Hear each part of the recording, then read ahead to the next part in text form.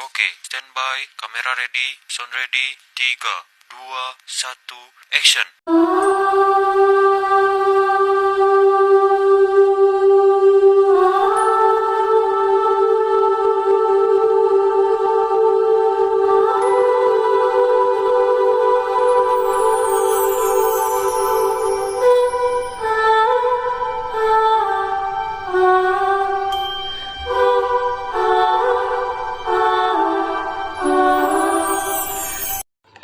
Assalamualaikum warahmatullahi wabarakatuh. Halo semuanya, perkenalkan nama saya Dina Helina dari program studi Ilmu Hukum semester 2 dengan NIM 24010015. Di sini saya akan membuat video edukasi tentang perkembangan hukum agraria di Indonesia.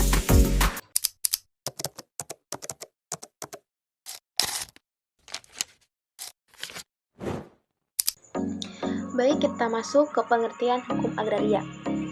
Hukum agraria adalah keseluruhan kaidah hukum yang mengatur tentang penguasaan, pemilikan, dan pemanfaatan sumber daya agraria, baik itu tanah, air, ruang angkasa, dan kekayaan alam di dalamnya.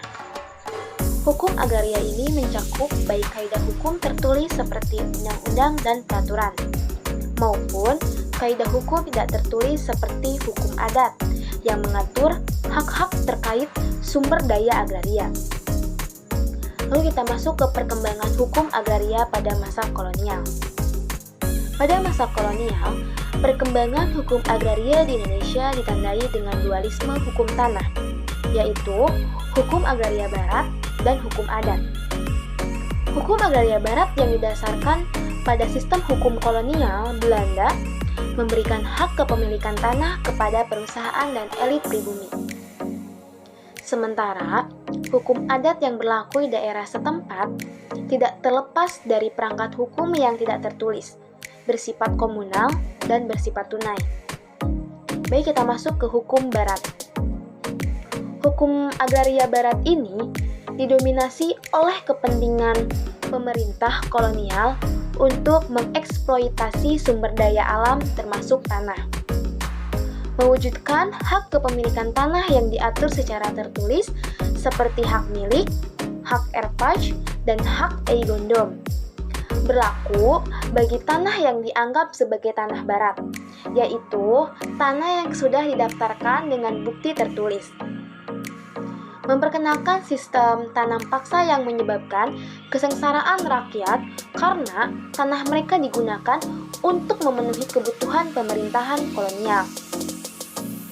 Memperkenalkan sistem persewaan tanah rakyat yang menguntungkan bagi masyarakat adat dan mengakibatkan diskriminasi dan dependensi bagi masyarakat adat karena mereka kehilangan akses dan kendali terhadap tanah mereka.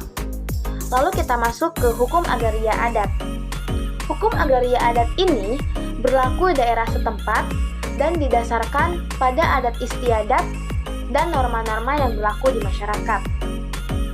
Hukum agraria adat ini tidak tertulis dan bersifat komunal, yang artinya tanah dianggap sebagai milik bersama dan aksesnya terhadap bersifat terbuka bagi anggota masyarakat. Hukum agraria adat ini menerapkan sistem pemilikan tanah yang didasarkan pada pengakuan dan tradisi lokal. Berlaku bagi tanah yang dianggap sebagai tanah adat, yaitu tanah yang didaftarkan secara tertulis. Lalu kita masuk ke Undang-Undang Nomor 5 Tahun 1960 tentang Peraturan Dasar Pokok-Pokok Agraria atau UU PA 1960. UU PA ini disahkannya pada tanggal 24 September 1960 oleh Presiden Soekarno. UU PA 1960 menggantikan hukum agraria kolonial dan bertujuan untuk memberikan kepastian hukum bagi rakyat atas hak-hak tanah secara menegaskan kedaulatan negara atas tanah. Lahirnya UU PA 1960 dipicu oleh keinginan untuk mengganti hukum agraria kolonial yang memprioritaskan kepentingan Belanda. UU PA ini bertujuan untuk memberikan kepastian hukum bagi hak-hak tanah rakyat serta menegaskan kedaulatan negara atas tanah sesuai dengan amanat Undang-Undang 1945.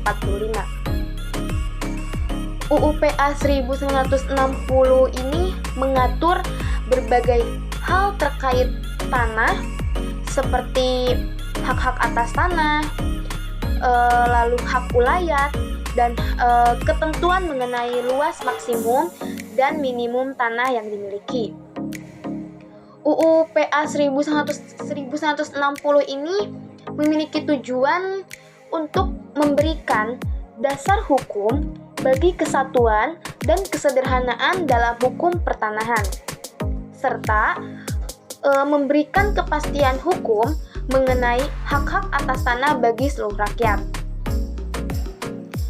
Setelah Undang-Undang Pokok Agraria disahkan pada tahun 1960, hukum agraria Indonesia mengalami perkembangan yang signifikan.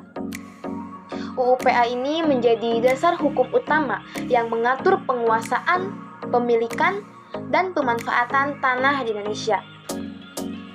Perkembangan tersebut mencakup berbagai aspek seperti pembentukan struktur penguasaan, lalu untuk pembukaan hukum agraria nasional, serta upaya reformasi agraria untuk mengatasi ketimpangan kepemilikan. Baik, kita masuk ke reformasi agraria. Reformasi agraria adalah serangkaian tindakan atau upaya untuk merombak atau memperbaiki sistem agraria suatu negara dengan tujuan untuk meningkatkan kesejahteraan masyarakat petani dan mendorong pertumbuhan ekonomi di sektor pertanian. Kebijakan reformasi agraria dapat mencakup berbagai tindakan seperti redistribusi tanah, peningkatan akses terhadap kredit dan teknologi, penyediaan infrastruktur dan peningkatan keterampilan petani, perlindungan hak-hak masyarakat adat juga. Tujuan dari kebijakan reformasi agraria adalah untuk menciptakan sistem agraria yang lebih efisien, adil, dan berkelanjutan yang memberikan manfaat yang lebih besar bagi masyarakat, petani, dan ekonomi nasional.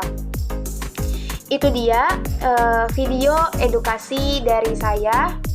Sebelumnya mohon maaf bila banyak kekurangan dan ada salah kata. Terima kasih. Wassalamualaikum warahmatullahi wabarakatuh.